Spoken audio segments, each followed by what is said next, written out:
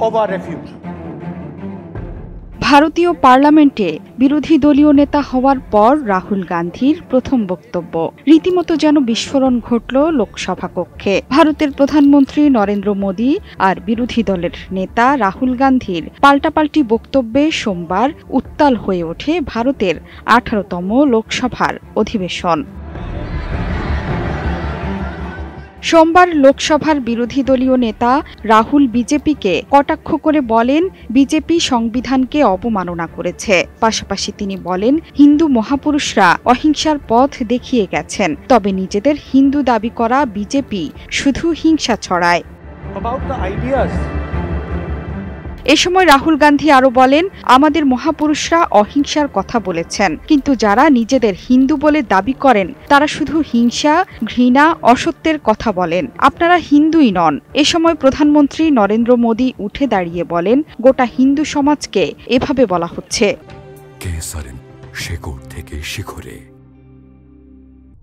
এটা খুবই গুরুতর বিষয়। পাল্টা জবাবে রাহুল গান্ধী বলেন, নরেন্দ্র মোদী কিন্তু গোটা হিন্দু সমাজ নন, বিজেপি পুরো হিন্দু সমাজ নয়, আরএসএস গোটা হিন্দু সমাজ নয়।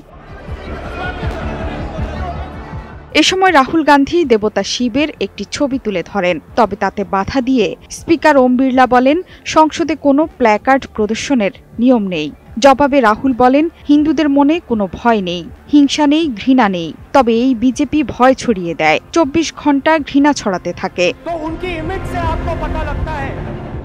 রাহুল গান্ধী অভিযোগ করে বলেন, ভারতের জনগণের ধারণা সংবিধান এবং বিজেপির প্রস্তাবিত ধারণার বিরোধী লাখ লাখ মানুষের ওপর নিয়ম মাফিক আক্রমণ করা হচ্ছিল। তার উপরেও আক্রমণ হয়েছে জানিয়ে তার অভিযোগ, বিরোধীদের অনেকের ওপরেই ব্যক্তিগতভাবে হামলা করা হয়েছে। যারাই ক্ষমতা সম্পদ কেন্দ্রীভূত করার বিরোধিতা করেছেন তাদের উপরেই হামলা করা হয়েছে।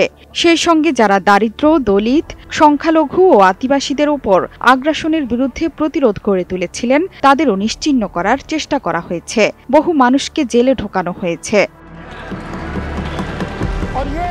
রাহুলের বক্তব্যের মাঝেই বিপরীত পাশের বিজেপি দলীয় সংসদ সদস্যরা নিজের আসন থেকে দাঁড়িয়ে বারবার প্রতিবাদ করতে থাকে রাহুল গান্ধীর বক্তব্যের। তবে থামানো যায়নি রাহুল গান্ধীকে।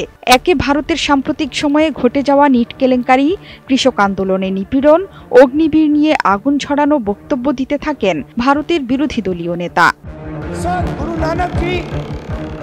জানা গেছে, মঙ্গলবার সংসদে এ নিয়ে জবাবি ভাষণ দেবেন প্রধানমন্ত্রী নরেন্দ্র মোদী। রাহুলের বক্তব্যে উত্থাপিত অভিযোগে জবাব উঠে আসবে তার ভাষণে। জোহরা চৌধুরী সেতু, ৭১।